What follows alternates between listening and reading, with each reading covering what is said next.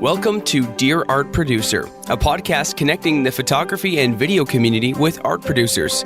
Drawing on her agency experience some years ago, photography agent Heather Elder penned an open letter to art producers discussing the finer points of working with one another. This podcast takes that idea and will introduce you to different art producers, share the stories of their diverse career paths, explore what it means to stay relevant, and examine industry topics such as marketing, estimating, directing, websites, and more. Hi, welcome to Dear Art Producer. I am your host, Heather Elder, and today we welcome art producer Jamie Zimmerman. Jamie has been an art producer for 2 years, and she works at FCB in Chicago. Before that, she was an agent and an agent in syndication as well. So once we stop recording, we'll absolutely have to swap some stories. Even though she's new to art producing, I've had the fortune of working with her on a few projects, and I'm enjoying getting to know her better. Hi. Hi. How are you today? I'm good, thanks. Thanks for having me. Thanks for coming. It's kind of nice. I just interviewed Sandra Sanchez, so that doesn't often happen where I get one and then another. So here we are, still in the same conference room and getting to see you and meet you. I feel like we haven't met before. We've talked on the phone and emailed a lot. So I've always, when your emails come in, I always love getting them because it's so nice to work with you and easygoing and thank you. Has never been an issue. So. Yeah. I try and be flexible. I'm glad it comes through. Absolutely. No, and you are responsive too, which is really important from where I sit, especially for as long as I've been doing it. There are plenty of people who are not responsive. So, especially when you're working on a job, that's really important. So, Well, I know what it's like to not get answers when you need them. Yes, especially having been on the rep side. Yes. So tell me a little bit about your path to here, where we are today, which I know we were touching on briefly earlier, and it seems kind of varied. So I've kind of done a little bit of everything. I actually studied photography in college. I wanted to be a fashion photographer, actually. And then halfway through, I did an internship at Men's Journal, and I did an internship at Hearst, and I realized just like meeting people that being freelance just wasn't really for me. So I thankfully had really supportive they kind of were producers. I have really supportive professors that told me that I believe they kind of pretty much all listed out exactly everything that I've done: production, repping, and working at an agency. Just anything sort of more organizational, I really became interested in. So then I started working in syndication, and then I kind of worked my way up. Doing production for the agencies that I was working with, and then I worked my way up to becoming a rep. And then I wanted to change, so I tried art production, and I'm really loving it. And I have to ask, being a rep myself, are you happy you're not a rep anymore? I'm sure you love the people you work with, and all of that was great. So kind of that aside, there are a lot of elements that I really miss. I miss having that good relationship. You have people that you work together with so often that you just end up working in lockstep, and things go really well, and you just know how to do it. And on the flip side, it's draining, and it's hard giving people it's great giving people good news, but it's hard giving people bad news. And I think I needed a little break from that. Yeah. Well, it's interesting, I bet, now that you're on the other side, right? You know the information that you needed, the conversations you needed to have, the position that you were put in sometimes. I'm guessing the answer to this question, but I would think that it set you up really well to be an art producer. Yeah, I do very much keep in mind when I'm working with somebody what it's like to be them. I don't ever, even if I keep going with production, I never switch back. I never want to forget how it feels to be on the other side. And it's something that, other people in the agency have picked up on, and they've been like, oh, you're really looking out for these artists, but you're essentially working on a project with somebody that you don't get to meet until the day of, and it's not fair for somebody to not get all of the information. So I want to give people everything that they need to set them up for success. So I have to ask, because this is something that comes up all the time, about letting people know when they don't get a job. So having been a rep, and been on the receiving end of the, sorry, we went in another direction email that you have to then share with the team. Yeah. What do you do now? I try and be as honest as possible.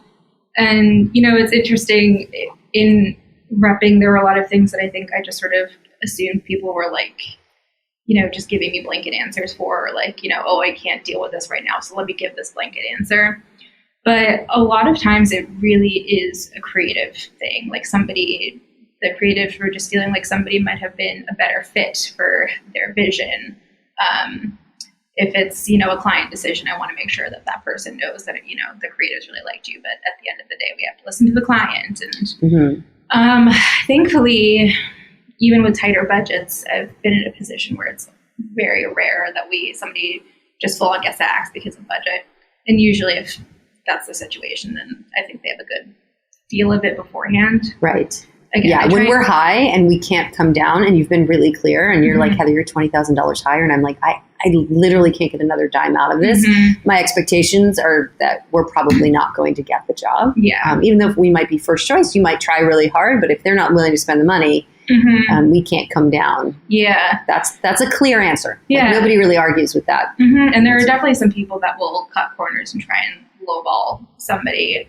And that's something that I try and make sure that that the client and the creative team is aware that that number that I'm getting is making me nervous, so that if somebody's lowballing you, it's, hopefully it'll have less of an impact. Because like if somebody is randomly $50,000 lower than the other two bidders, like something's a little off there. Do you ever go back to that person who's low and say, this seems really low? Or, I took a look at your talent numbers and I think those should be higher, or your location fees. I've never seen a location fee for $500, or.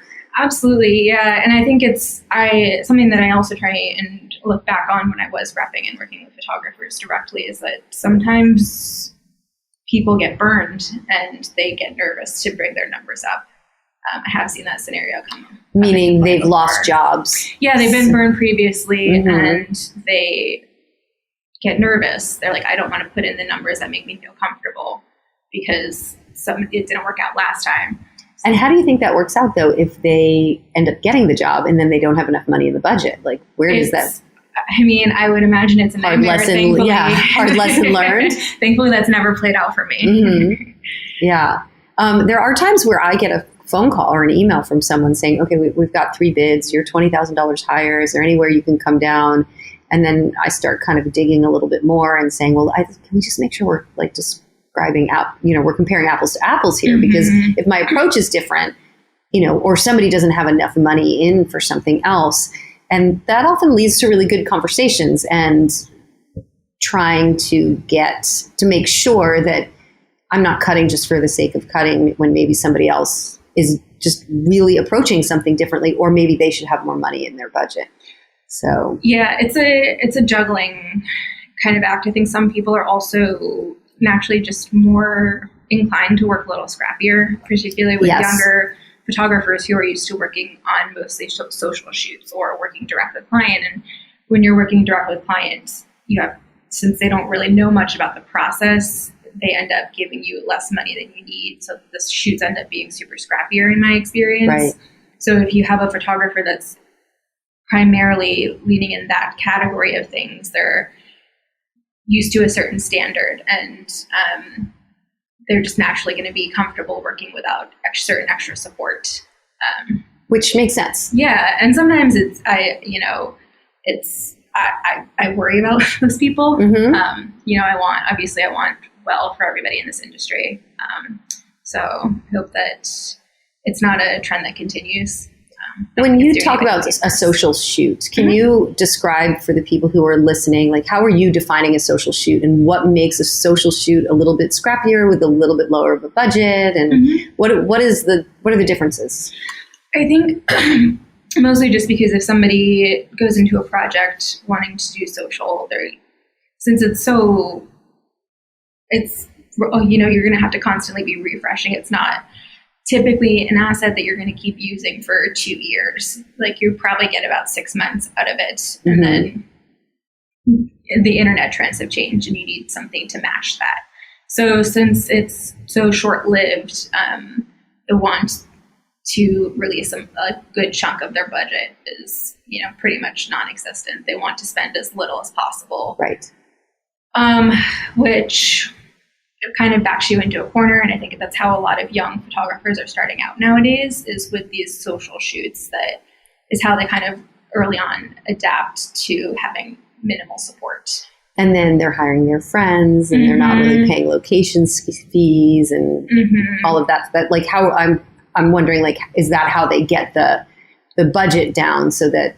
I think hiring their friends is definitely one thing, and hiring, more junior crew is something else that I've also seen. Hiring a stylist assistant to cover this larger. And are you going on those shoots? Sometimes. Yeah. Sometimes. A lot of times also now what we're seeing is we'll get a ton of social asks, and then we have to be running a side set with a photographer on a broadcast shoot, utilizing all of the existing, like, wardrobe location. Like, you have to kind of go find your little corner. Yep. So you're trying to be efficient with all the moving parts. Yeah. And trying not to step on toes while also trying to get as many assets as you possibly can for the client. We'll try and walk in with a shot list and just really caveat everything and say, you just be prepared that we maybe won't get everything, or things will have to change because people are going to start setting up early or something. So we might not be able to capture this scene in the living room. It'll have to be an outside scene now, that kind of thing. And when you're looking for photographers, right, a project comes your way, how do you find them? Like, I definitely really prefer finding photographers through reps. I think a lot of the projects that I have come through, from my clients, I think it's really helpful for them to have a support system. And I think also just having been on the other side, I know that a rep, a lot of times if the shoot's a little emotionally taxing, you just end up being like the unofficial therapist. Yes. So I really like that somebody can have a support system outside of me and outside of their producer.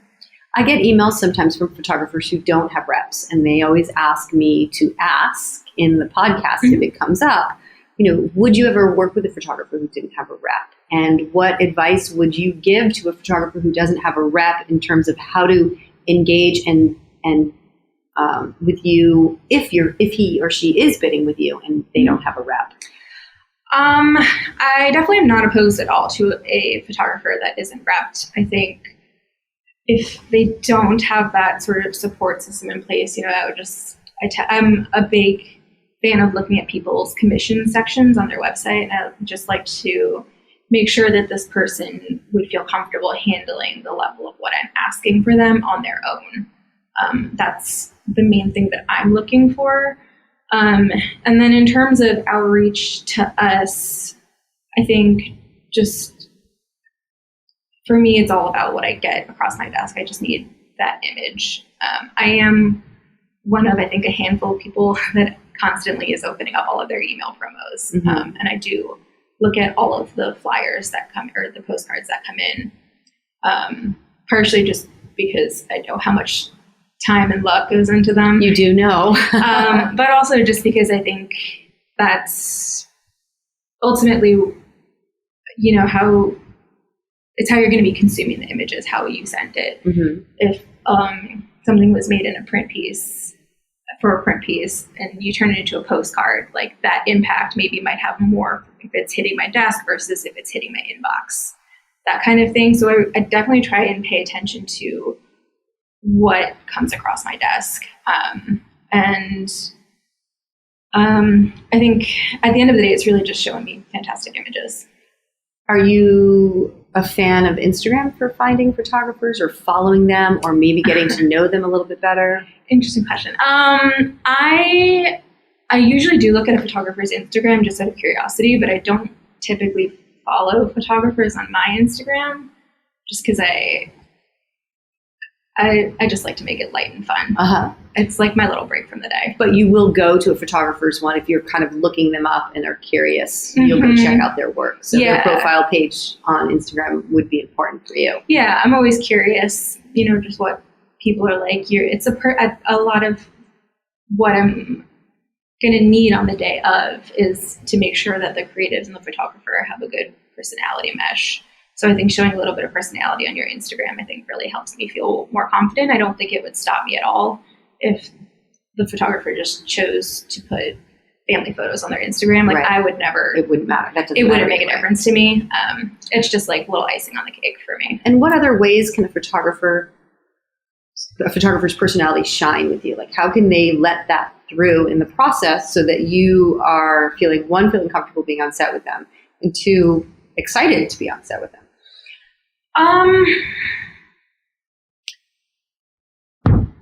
I think it's just a communication thing. It's tricky when most of your communication does end up being in emails. Would the creative call be a place absolutely of value for that? Mm-hmm. Yeah, we have a really great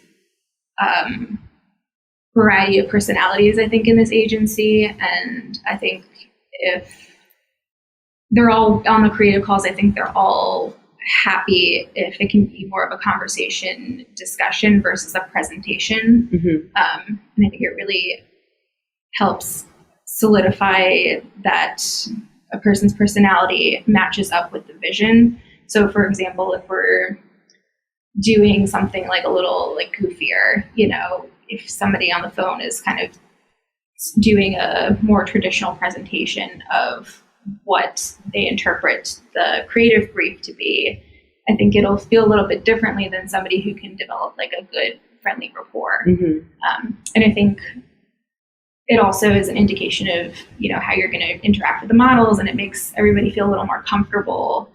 And I think it makes everybody a little more comfortable, and it makes it easier to envision what the day of will look like. And what's a bad call look like for you? A bad call is usually if somebody has no input and doesn't really. Yeah, I've sat on those sometimes, and I'm like, oh my God, you're not saying anything. You need to say something. It can be some people, and some people it's hard. Because, not everybody's a phone person. Right. No, it's true. And I do say that, and this having been a rep, like these photographers are photographers because they want to communicate visually. So, but the creative call is important. So you do need to learn how to participate in a way that is comfortable for you.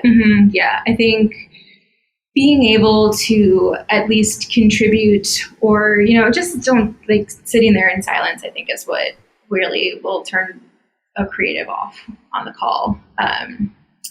Everybody here at FCB is definitely huge into being collaborators with the photographers and any vendor that they work with.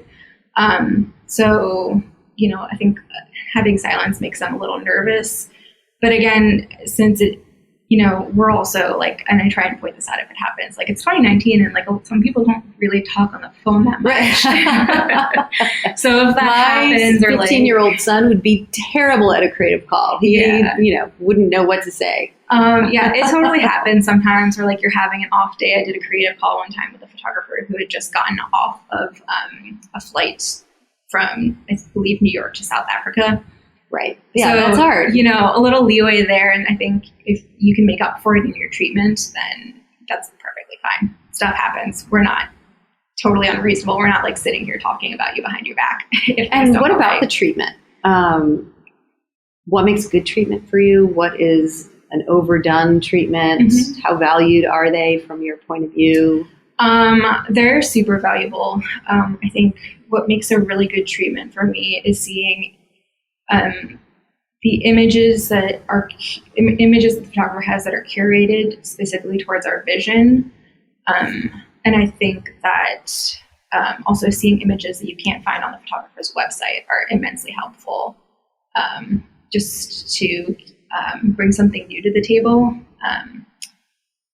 I also very much prefer something written up versus just having a specific curation of images in a PDF form. The more you can articulate how the photographer can articulate their interpretation of the creative brief, I think the better.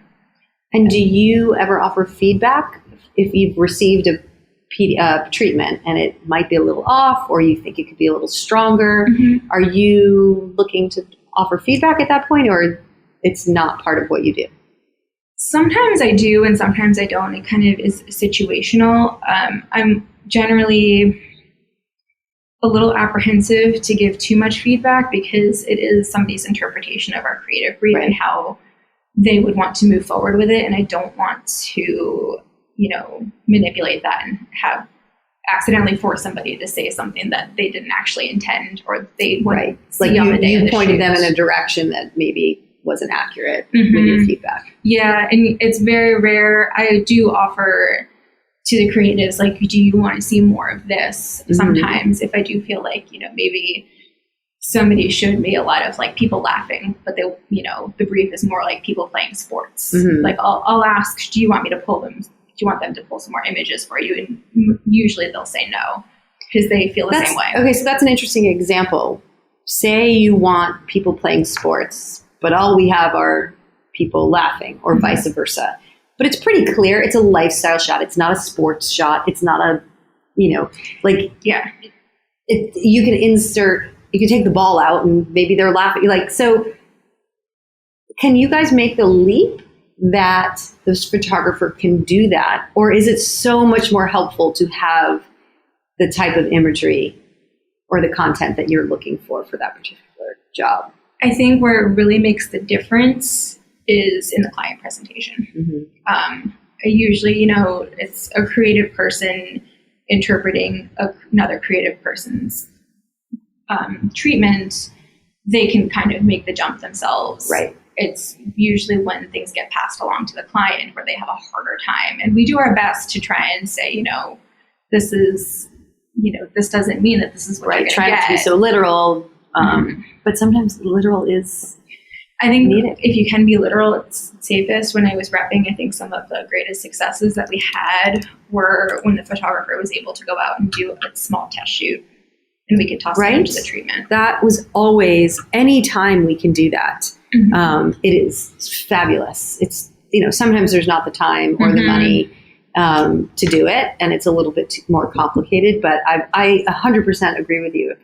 If we could do that, and again, I'm not advocating for people doing tests all the time ahead of time, but in those situations, it has shown enthusiasm, excitement, interest, and you are literally providing what they're looking for. Yeah, even if it's just something as simple as like running out with like your wife and kid. It's, just having that one quick image that maybe hits that target demographic that the client is looking for, that it will just, it helps. I always knew that it helped when I was repping, but then once I saw it in person, like in on action, the agency side, I was like, wow, that really does make a difference. So do you think once the treatment is seen, once the creative call happens, once the treatment is seen, do you feel like there's a clear first choice going into the client meeting? I would say 90% of the time, yes. There's almost always a creative preference. I think the only time that I've ever seen a little bit of wishy-washiness was if it was like a rushed project that people just like were like, let's just get this done. But at the end of the day, these projects aren't things that just, like the bulk of the time, they're not just things that just pop up. They're things that have been culminating for quite some time. And in particular, with my accounts, because I do work mostly with healthcare, there's a lot of legal reviews and stuff. So they've been looking at this and getting ready for this for a long time, a good chunk of time. So like once they can actually see the end goal and they can see the photographer, then the creatives get really excited, and it's much easier for them to sell through their preferred person. And do you think the client, do they often have a curveball there and say, oh, but I like this person? They do sometimes, actually. Yeah. And you have to be prepared. We do have to be prepared. And I make sure that I always tell people, like, we should never just have a third bidder, just have a third bidder. It's in nobody's best interest. Yeah. Exactly. And I know we touched on this earlier in the very beginning when we were saying you were a rep, but the idea of telling a photographer why they didn't get a job. Do you tell somebody if they're not the first choice? going in? No, I try not to. Mm-hmm. I think there's pros and cons. Yeah, there really are. The pros and cons, I think, are just so equal in doing that that I just usually end up not doing it so that somebody doesn't end up, burning a ton of their time on something that I think just isn't going to happen. If they're recommended, if they're the first choice, do you tell them that? If there's a lot of conversations, if I'm granted the time to have a lot of conversations in the bidding process, then I will. Mm-hmm. More and more it's coming up that I only have like one allotted amount of, or I only have time for like one round of estimate revisions. Right. And by that point, I'm just trying to get numbers to where we maybe might need them. And sometimes I haven't even heard back from the creatives by that point. And when one person is awarded the job, do you share with them after the fact who they were bidding against? Or maybe you tell them throughout the whole process? Like, what's your point of view on that? I try not to say who people are bidding against upfront, just because I think if you hear, I remember being on the website, if you hear you're bidding against photographers A and B, you're going to feel a want to make yourself, like you're going to position yourself a certain way. Mm-hmm. And I'd rather just have it be up to the photographer's vision. And then after the fact, if they asked, would you share? I usually don't, just honestly, just because of timing reasons. Yeah. If I see somebody later on, if I'm, having lunch with somebody, I'll be like, oh, by the way, I'll fill them in. But a lot of times, the second I can award, it's like, we have to blast off. So yeah, it's interesting because so many times, there are times where we don't even find out. Mm-hmm. Not when we work with people like you or people we have relationships with. That is always, the loop is always closed on that. And I always have this saying that, like, I always wish somebody would just give me one more sentence, mm-hmm. right? Instead of, sorry, you didn't get the job, we went to another direction. Like, everybody puts so much time and effort. Like, absolutely. Just having one little extra thing, whatever that would be, is really helpful. And I've started asking who we were bidding against, who we had bid against, and who got awarded the job. Because I do think there's so many places in the marketing process where a photographer doesn't really have anything to measure themselves up against or learn about if their marketing is appropriate, mm-hmm. or understand where they fit in the marketplace. So knowing who we are bidding with, there's marketing information there. It's not an ego thing like, oh God, we lost it to her, or, it's not that, although maybe that happens. But from my point of view, I want to make sure, oh, good. Okay. The message is being heard of how we're marketing this person, because look at the other two people who are bidding. They're similar in that realm. Mm-hmm. Yeah. No, I totally understand that. And I think there is a lot of value in being able to say, like, oh, I envision myself being like at this specific level in my career. Like, the want to know that you're comparable to people that you even admire, I think is also super valuable in making sure that all of the effort that you're putting into is paying off. Yes. Which is why I'm always happy to have the conversation later. Mm-hmm. And I think also is just part of my, like, I want to help everybody out as much as possible. And it's very difficult for me to make that kind of conversation like a quickie. Yeah. And that is hard. I say that to people when they're like, why didn't she get back to you? I'm like, because she's probably on to like 3 jobs by now. She crossed us off the list when we didn't get the job. Yeah. And now I'm trying to get her attention again. And maybe I will and maybe I won't. Mm-hmm. And maybe I'll try one more time, and maybe I'll catch you at the right time and you'll let me know. But I get it. Like, you're off on to the next project or the next project. Mm-hmm. And it's so hard to backpedal. Totally. Yeah. And I think I can't speak for everybody, but I definitely, again, I like to look out for my own, mm-hmm. and I want everybody to get the information that they need. It's just easier if I can do it at a later date. Yeah.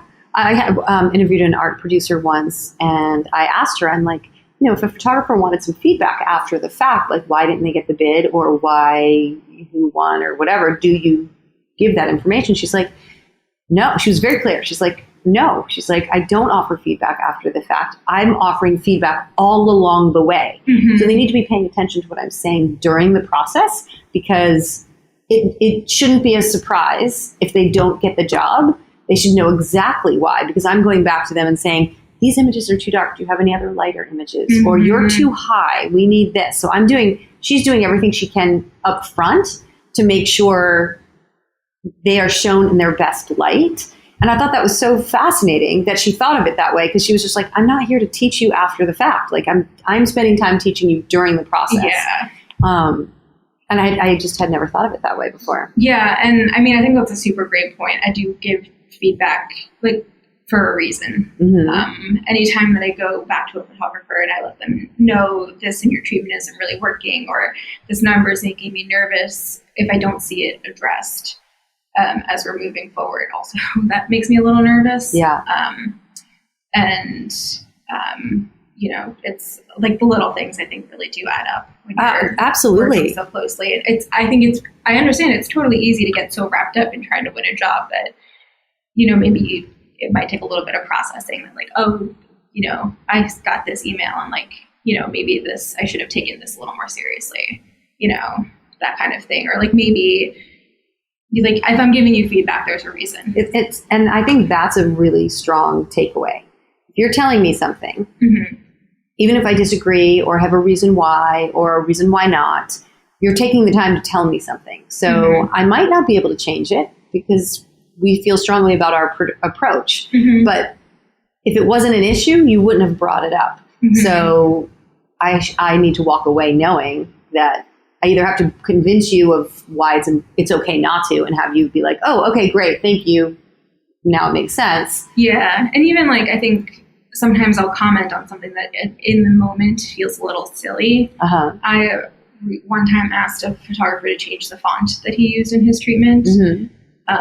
And he changed it to something that was just slightly different. And I asked him to change the font for a reason. I think that it diminished the look of it. Mm-hmm. And the fact that it wasn't more of a drastic change. Right. It was bothersome in my point of view because I was taking the time out to give feedback, but also a little worrisome that this person will he listen on set? Will exactly, he or this person she isn't taking my feedback seriously? Right. And I know it's like a silly thing that like in the time when you're trying to get numbers together, you're like, oh, what's a font? But not necessarily. Yeah, you're asking for a reason. What if you have a client who, you know, wears glasses and it was too small and needs mm-hmm. to, you know, has always complained that the treatments are too small or whatever, like that there is a reason that you're speaking up. Totally. So yeah, it's not like it's just a to-do list item and you're just like, you know, this is something that's important. Mm-hmm. Are you shooting a lot of motion? More and more. I shoot a lot alongside motion, mm-hmm. A lot alongside broadcast. There is a lot of want specifically for my clients to have everything line up together. So the print asks are building off of the motion asks. And then they ask us to do the side set kind of situation for social media, utilizing the same people. And sometimes that side set on a motion or on broadcast shoot ends up involving motion. We've been getting asked more and more about cinemagraphs. Is becoming a really popular ask. And like kind of GIF boomerang kind of things mm-hmm. I'm seeing pop up more and more. So when you're looking for a photographer who can do all of that, obviously you're going to their website. Mm-hmm. And if you don't see them showing that work, you're going to move on, right? Absolutely, yeah. Yeah. So I feel like the learning curve not the learning curve, but the forgiveness time is gone. You either mm-hmm. do it or you don't. And you have many choices of people who can do it. So mm-hmm. if it's not on your site, you will be passed over for that. Yeah, I think the only time that I'll ever reach out specifically for that kind of thing is if somebody if I'm looking for a very niche style. Right now I'm looking for like a very specific lighting look for still life, mm-hmm. which, you know, a lot of still life photographers are not going to have motion, but this is going to be like a cinemagraph with a water pour, which not everybody's going to have on their website. Right. So anything that I can get that maybe somebody was kind of like, oh, it just doesn't fit with this edit on my website. Right. You'll reach out. I'll reach out and ask for them. For that. I do feel like there was a time where I was getting phone calls that said, oh, Heather, you represent so-and-so. does he or she do motion, even though they didn't see it on my site, because they knew people were learning and figuring it out, but didn't want to put it up on their site yet. So, and sometimes the advice I give to do photographers outside of my group is, it's such an important part of what we're all producing and creating now. And if it's not on your site, you really do need to find a way to have a motion solution for your clients. So whether you hire someone, whether you do it yourself, it's really important to have that choice. Figure out a very easy way to make a still image move. Start there. You don't have to start with a big documentary. Yeah, that's enormous. But start with something very small and show clients that you are open to making that happen. Absolutely, yeah. My preferred method of sharing photographers with creatives is through different website links, and I'll point them to specific pages. And if somebody, I'll say like this, this person has this kind of lifestyle page, but also don't forget to look at this page kind of thing. And I have seen before people linking on their website to their motion partner. Oh, okay. Like maybe their DP or somebody else. So essentially I end up pitching to the creatives a package deal. Right. Which I think, they totally understand. Yeah. I think that's acceptable. Yeah, it's a good alternative solution. If, it's not everybody feels super comfortable with that kind of thing. Or maybe somebody, I love if a director has a really great partnership with a still photographer. Yes, that's very helpful as well. Well, we're kind of starting to wrap up, so I'm wondering just a couple of things about you and working with your team here. What is something you're known for on your team? Ooh, that's a good question. I think a lot of people do. A lot of people do recognize that I am trying to build partnerships. I really do try and take different personalities from my team into account with who I'm recommending them to, which I think is, one of those things that like word gets passed along. Yeah. And I think if I've had creatives say, "Oh, I really like this person's work," and I'm like, "Yeah, we can totally work with them, but just so you know, this is what I'm hearing is their working style, and it maybe wouldn't jive with you." So I think a lot of times people recognize that, I'm trying to set them up with people that I think they'll be a good fit for personality-wise, not just creatively. Well, and the relationship there is so important, right? You need to be able to trust me, to call me and say, "Hey, Heather, you represent this photographer. I think that person might be a good fit for this person. Here's the information. What do you think?" And I will say, "Ooh, she doesn't do that. Well, that's not her strength." Or, "Ooh, yeah, he actually can pull that off. That would be great. And I think they'd be a great match because of whatever." And you need to be able to reach out to the photographers that you know directly and be able to ask those kind of questions too as well. Yeah. We talk about that a lot on the podcast, this idea of building the relationships. And something that came up the other day that was really interesting was this idea of fairness. And one of the art producers said, like, I want to be known for that. Like, I've worked really hard with my relationships and my vendors throughout my career, and I'm known as being fair. So when I think about someone like you who's new, and I mean, not new to the business, but new actually to art production, like you need to be building these relationships and getting these vendors to, each time you work with a new vendor, you're building that relationship with them and with that ultimate goal of fairness. And and I do hope that, I would have to defer to you more on this one, but I do hope that people outside of FCB are, seeing that I'm trying to be as open and transparent as possible for sure, but also just sort of not put up a curtain. Right. I don't want any sort of curtain between my team and your team. The next question here is, what describes your style as an art buyer? And I would say, since you said that I would know best, having worked with you, you are absolutely transparent and open. And I never, ever felt like there was a curtain and I would have a question for you. And if you didn't know the answer, you would go get it. And when you came back to me with the answer, I trusted you. Yeah. Because it actually was like, it worked out in our favor. I didn't feel like you were, some people pit one rep or bid against another, and you just feel like, wait, what is she? Is she trying to make me to do this? So the other photographer, like, you just don't always know the motivation.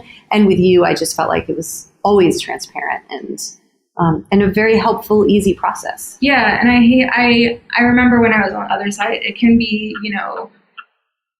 a little anxiety inducing to go to an art producer and like, oh, I forgot to ask this whole list of questions. Like, right. You don't want to be bugging people. I know that I'm running around and sometimes it might take me longer than I wanted to get back to you and answer all of your questions, but I want to get all of them answered. Like, don't feel like you're bugging me with questions. I'd rather have somebody know more than know less. Absolutely. Yeah, that's super important. Yeah. So especially, that's what we're doing. We're communicating. So we have to get all the information we can to give you the strongest bid, to give you the best production. And you need to do the same thing with your clients. So yeah. And I think there's a lot of it is estimating and getting to the right price point, but that's at the end of the day, that's such a small part of it.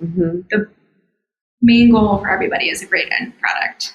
And I think being, super hiding all of your answers and not being straight, I think it doesn't help. It's detrimental to the process. Yeah. For sure. Okay. So then the last question I always ask people is, if you didn't do this wasn't your job, what would you do? I think I've always known that I wanted to be working in some sort of commercial art. I don't know if maybe, didn't study photography. I think I might have studied like graphic design or something like that. So I think I would still be in this realm, but maybe just like a different leg. Okay. Well, any leg of this realm would be fortunate to have you in it. So. Thank you. You're welcome. This was fantastic. This is great. Your insights were really helpful. And I'm glad. The people who listen write in all the time that they're blown away by the transparency and the honesty and just the generosity of people like you who take the time to share their knowledge because they don't get it, whether they don't have a rep or they just don't have the experience, or other art buyers who are like, oh my gosh, I'm not alone. Like, this is happening to me too. This is how I do it. So thank you for your time and helping. Anytime. Thanks for listening. In an industry where the rules are always changing, it's helpful to hear from those on the front line. Heather Elder is the visionary behind notesfromorepsjournal.com. Visit her website for industry updates, stunning photography and video, and the artist behind the work.